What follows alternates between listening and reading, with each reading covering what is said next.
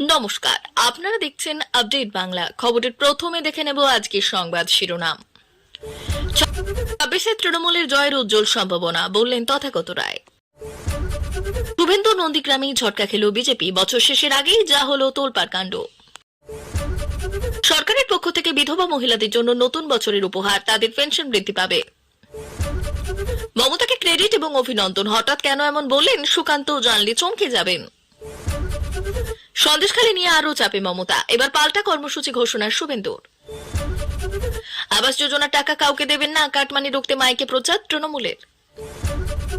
অভিষেকের নাম করে তোলাবাজি, বিজেপি বিধায়ককে নিয়ে কি বললেন শুভেন্দু। কেজরিওয়ালের ভবিষ্যৎবাণী, দিল্লি নির্বাচনে বিজেপি কতটি আসন পাবে, আসছে বিস্তারিত খবরে। পশ্চিমবঙ্গের রাজনৈতিক অঙ্গনে ফের একবার আলোচনার কেন্দ্রবিন্দুতে এলেন বিজেপি নেতা এবং রাজ্যের প্রাক্তন রাজ্যপাল তথাগত রায়। তার সাম্প্রতিক এক্স পোস্টে পশ্চিমবঙ্গের রাজনৈতিক পরিস্থিতি এবং 2026 সালের বিধানসভা নির্বাচনে তৃণমূল কংগ্রেসের সম্ভাব্য জয়ের বিষয়ে তিনি মন্তব্য করেছেন। তথাগত রায় লিখেছেন, আরও এক সপ্তাহ কেটে গেল, পশ্চিমবঙ্গ বিজেপি এখনও পুনর্কালীন সভাপতির নেতৃত্ব পায়নি। 2026 সালের পশ্চিমবঙ্গ বিধানসভা নির্বাচনের সময় আরও এক সপ্তাহ কাছে এসে গেল, তৃণমূল কংগ্রেসের জয়ের সম্ভাবনা আরও উজ্জ্বল হলো। আমি আর কি বলবো, তার এই মন্তব্য পশ্চিমবঙ্গ বিজেপির অভ্যন্তরীণ দুর্বলতা এবং সাংগঠনিক সমস্যার দিকে সরাসরি ইঙ্গিত করে। দীর্ঘদিন ধরে রাজ্যের বিজেপি ইউনিট একটি কার্যকর নেতৃত্বের অভাবে ভুগছে, যা দলটির ভবিষ্যৎ পরিকল্পনা এবং কৌশলে বিরূপ প্রভাব ফেলছে। পশ্চিমবঙ্গ বিজেপির আভ্যন্তরীণ কোন্দল, নেতৃত্বের অভাব এবং স্থায়ী সভাপতি নির্বাচন করতে না পারা নিয়ে দীর্ঘদিন ধরেই নানা প্রশ্ন উঠছে। 2021 সালের বিধানসভা নির্বাচনে বিজেপি কিছুটা সাফল্য পেলেও তা তৃণমূল কংগ্রেসের বিশাল জয়ের সামনে ম্লান হয়ে যায়। এরপর দলটির ভাঙন, সাংসদ এবং বিধায়কের তৃণমূলে ফিরে যাওয়া এবং রাজ্য স্তরে কার্যকর নেতৃত্বের অভাব দলটির শক্তি অনেকটাই ক্ষতিগ্রস্ত করেছে। তথাগত রায়ের মন্তব্য অনুযায়ী সময় যত এগিয়ে যাচ্ছে, বিজেপির সাংগঠনিক দুর্বলতা আরও স্পষ্ট হচ্ছে, যা তৃণমূল কংগ্রেসের সম্ভাবনা আরও উজ্জ্বল করছে। তিনি পরোক্ষভাবে বিজেপির কেন্দ্রীয় নেতৃত্বকে এই ইস্যুতে সক্রিয় হওয়ার আহ্বান জানিয়েছেন। অন্যদিকে তৃণমূল কংগ্রেস নিজেদের সংগঠনকে মজবুত করতে ব্যস্ত। 2021 সালের বিধানসভা নির্বাচনে বিপুল সংখ্যাগরিষ্ঠতা অর্জনের পর তৃণমূল কংগ্রেস এখনও রাজ্যের একছত্র ক্ষমতায় রয়েছে। মুখ্যমন্ত্রী মমতা বন্দ্যোপাধ্যায়ের নেতৃত্বে দলটি জনসংযোগ বাড়াতে বিভিন্ন কর্মসূচি হাতে নিয়েছে। বিধানসভা নির্বাচনের আগে রাজ্যের উন্নয়নমূলক প্রকল্পগুলিকে সামনে রেখে তৃণমূল কংগ্রেস আরও একবার জনগণের আস্থা অর্জনের চেষ্টা করছে।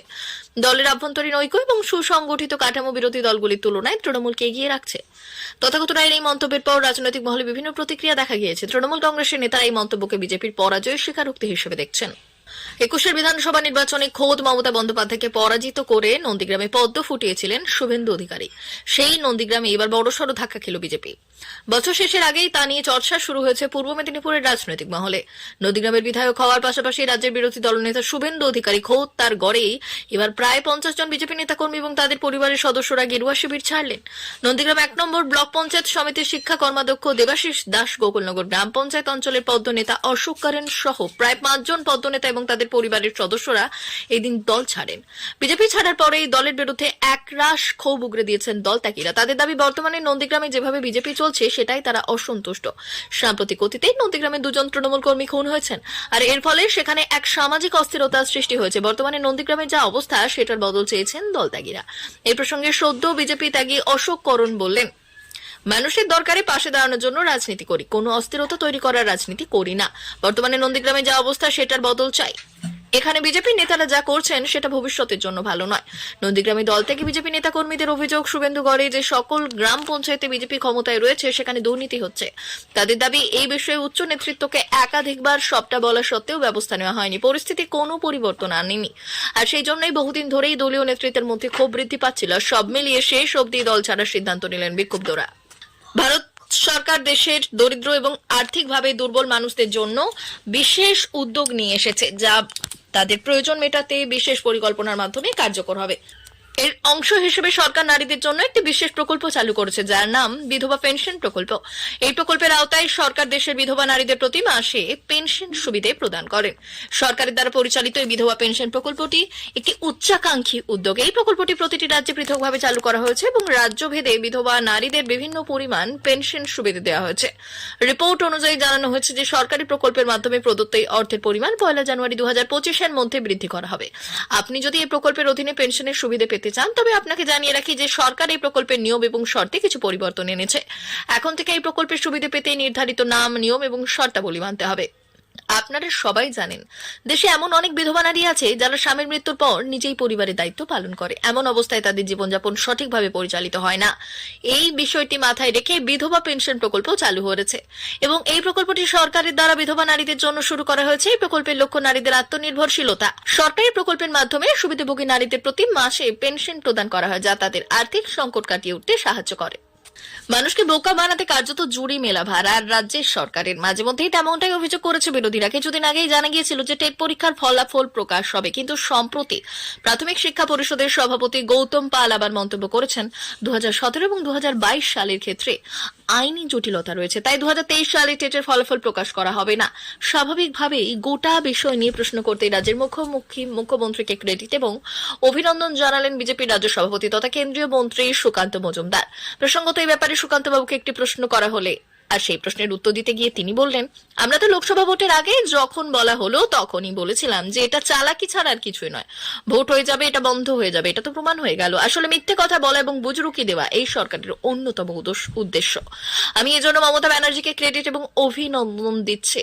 আগামী সোমবার সরকারি কর্মসূচিতে যোগ দিতে সন্দেশখালীতে যাচ্ছেন মুখ্যমন্ত্রী মমতা বন্দ্যোপাধ্যায়। লোকসভা নির্বাচনের আগে সন্দেশখালী সরগরম থাকলেও সেখানে যাওয়ার মতো সময় হয়নি রাজ্যের প্রশাসনিক প্রধানের। আর সেই জায়গায় দাঁড়িয়ে বর্তমানে মুখ্যমন্ত্রী সেখানে যাবেন বলে খবর আসতেই পাল্টা কর্মসূচির ঘোষণা করে দিল রাজ্যের বিরোধী দলনেতা শুভেন্দু অধিকারী। প্রসঙ্গত এই ব্যাপারে শুভেন্দু বাবুকে একটি প্রশ্ন করা হলো আর সেই প্রশ্নের উত্তর দিতে গিয়ে তিনি বললেন, মুখ্যমন্ত্রী যেদিনই সন্দেশখালী যাবে আমি তার পরদিনই সেখানে জনসংযোগ কর্মসূচি করতে পৌঁছে যাব। ওনার মতো হয়তো সরকারি টাকা আমাদের নেই, কিন্তু মানুষের সঙ্গে আমি জনসংযোগ করতে পৌঁছে যাব। সন্দেশখালী বিজেপির জায়গা, ওখানে প্রত্যেকের সঙ্গে আমার যোগাযোগ রয়েছে। দরিদ্রদের জন্য বাংলার বাড়ি নামে আবাস যোজনা প্রকল্পের সুবিধা দেয় রাজ্য সরকার। চলতি বছরের মধ্যে সেই প্রকল্পের টাকা পৌঁছে দেওয়া হচ্ছে সুবিধাভোগীদের অ্যাকাউন্টে, অথচ সেই টাকাতেও কারচুপির অভিযোগ উঠেছে। অনেক জায়গাতেই প্রকল্পের টাকা পাওয়া মাত্রই তাদের কাছ থেকে কাটমানির দাবি করা হচ্ছে বলে অভিযোগ তৃণমূল শিবিরের অনেকের বিরুদ্ধে। তা রুখতে এবার মাইকে প্রচার শুরু করল বীরভূমের হেতমপুর অঞ্চল তৃণমূল সভাপতি। রবিবার দিনভর তা নিয়েই প্রচারে ব্যস্ত রইলেন স্থানীয় নেতাকর্মীরা। বললেন, দলনেত্রী মমতা বন্দ্যোপাধ্যায়ের নির্দেশ মেনে এই প্রচার চলছে। আবাসের টাকা থেকে কেউ ভাগ চাইলে প্রয়োজনে দলীয় কার্যালয়ে অভিযোগ জানানোর কথাও বলা হয়েছে। 2 কিস্তিতে মোট 1,20,000 টাকা দেওয়া হবে বাংলার বাড়ি প্রকল্পে। রাজ্যের 50 লক্ষের বেশি দরিদ্র মানুষজন এই সুবিধে পাবেন বলে ঘোষণা করেছেন মুখ্যমন্ত্রী মমতা বন্দ্যোপাধ্যায়। কিন্তু সরকারি প্রকল্পের এই টাকা সুবিধাভোগীদের অ্যাকাউন্টে ঢোকা মাত্রই অভিযোগ উঠেছে তৃণমূল নেতাদের কেউ কেউ এসে কাটমানি চাইছেন। জোর করা হচ্ছে সরকারি টাকার একটা অংশ তাদের দেওয়ার জন্য। রাজ্যের বিভিন্ন প্রান্ত থেকে এই ধরনের অভিযোগ মিলেছে ঢের। টাকা নিয়ে আসা মাত্রই নড়ে চড়ে বসেছে শাসক শিবির। আবাসের অর্থের ভাগ কাউকে দেবেন না, জোর করলে তা চাপ দিলে অভিযোগ জানান। এবার তাদের আরো বেশি সতর্ক করতে তৃণমূলের তরফে শুরু হলো সচেতনতা প্রচার। রবিবার বীরভূমের হেতমপুর এলাকার অঞ্চল তৃণমূলের তরফে প্রচার করা হয়। আবাস যোজনার বাড়ির টাকায় কোনো দালাল কর্মী বা কোনো অফিসার কাটমানি চাইলে তাদের ফাঁদে না পড়ে সরকারি তৃণমূল পঞ্চায়েত কার্যালয়ে জানানোর জন্য মাইকে করে প্রচার করলেন দুবরাজপুর ব্লকের হেতমপুর অঞ্চল তৃণমূল কর্মীরা। তারা হেতমপুর পঞ্চায়েতের বিভিন্ন গ্রামে গিয়ে মাইক করে প্রচার করলেন। ঘোষণা করা হয়, এরকম যদি কোনো ব্যক্তির বিরুদ্ধে অভিযোগ পাওয়া যায় তাহলে তার বিরুদ্ধে আইনত ব্যবস্থা নেওয়া হবে।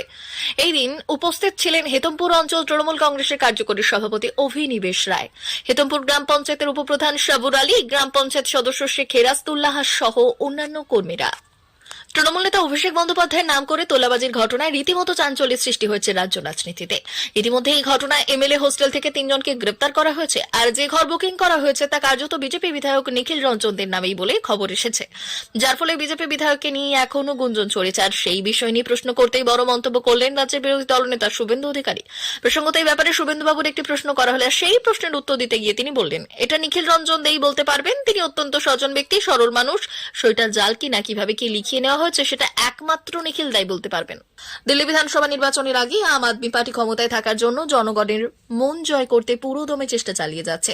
সম্প্রতি তারা দিল্লিতে মহিলা সম্মান যোজনা এবং সঞ্জীবনী যোজনা শুরু করার ঘোষণা করেছিল এবং এরপরই তারা নাম নথিভুক্ত করার প্রক্রিয়া শুরু করে। তবে এখন এই মহিলা সম্মান যোজনা তদন্তের মুখে পড়েছে। দিল্লির লেফটেন্যান্ট গভর্নর ভিকে সাক্সেনা এই স্কিমের নামে দিল্লির জনগণের ব্যক্তিগত এবং এরপরেই তারা নাম নথিভুক্ত করার প্রক্রিয়া শুরু করে। তবে এখন এই মহিলা সম্মান যোজনা তদন্তের মুখে পড়েছে। দিল্লির লেফটেন্যান্ট গভর্নর ভিকে সাক্সেনা এই স্কিমের নামে দিল্লির জনগণের ব্যক্তিগত তথ্য সংগ্রহের বিষয়ে তদন্তের নির্দেশ দিয়েছেন। অরবিন্দ কেজরিওয়াল একে বিজেপির আতঙ্ক বলে অভিহিত করেছেন, একাধিক গুরুতর অভিযোগ করেছেন। নতুন বছরে দিল্লি বিধানসভা নির্বাচনের তারিখ ঘোষণা হওয়ার কথা। নির্বাচন যত এগিয়ে আসছে ততই আম আদমি পার্টি বিজেপির বিরুদ্ধে আক্রমণ জানাচ্ছে। ইতিমধ্যে দলটি দিল্লির সব 70টি আসনের জন্য প্রার্থীর নাম চূড়ান্ত করেছে। এই পরিস্থিতিতে দিল্লির লেফটেন্যান্ট গভর্নর এএপি সরকারের মহিলা সম্মান যোজনা তদন্তের নির্দেশ দিয়েছেন। এরপর অরবিন্দ কেজরিওয়াল বিজেপির বিরুদ্ধে তীব্র আক্রমণ করেছেন। ধারণা করা হচ্ছে দিল্লি বিধানসভা নির্বাচন আগামী বছরের ফেব্রুয়ারিতে অনুষ্ঠিত হবে। অরবিন্দ কেজরিওয়াল অভিযোগ করেছেন যে বিজেপি মহিলা সম্মান এবং সঞ্জীবনী যোজনার কারণে ভীত। তিনি দাবি করেছেন বিজেপি দিল্লিতে 3 থেকে 4টি আসনও পাবে না। বিজেপি এএপি এবং কেজরিওয়ালের বিরুদ্ধে মহিলা সম্মান যোজনার নামে প্রতারণা অভিযোগ করেছে। এই বিষয়ে দিল্লি বিজেপির মহিলা মোর্চার নেত্রীরা বৃহস্পতিবার এএপি প্রধান অরবিন্দ কেজরিওয়ালের বাসভবনের সামনে বিক্ষোভ দেখান। দিল্লি সরকার 2024-25 বাজেটে প্রতি মাসে 1000 রুপি প্রদানের মাধ্যমে মুখ্যমন্ত্রী মহিলা সম্মান যোজনার ঘোষণা করেছিলেন। কেজরিওয়াল বলেছিলেন যদি দিল্লিতে এএপি ক্ষমতায় থাকে তবে এই অর্থ বাড়িয়ে 2100 রুপি করা হবে। 2020 সালে দিল্লি বিধানসভা নির্বাচনে আম আদমি পার্টি দুর্দান্ত পারফরমেন্স করেছিল, আর সেই নির্বাচনে বিজেপি মাত্র 8টি আসন পেয়েছিল এবং এএপি পেয়েছিল 62টি আসন। গত 2 দিল্লি বিধানসভা নির্বাচনে কংগ্রেস কোনো আসন পেতে পারেনি। 2015 সালের নির্বাচনে আম আদমি পার্টি 67টি আসন পেয়েছিল, আর বিজেপি 3টি, কংগ্রেস তখনও একটি আসনও জিততে পারেনি। প্রিয় দর্শক, এখনকার মতো খবর এই পর্যন্তই। ধন্যবাদ।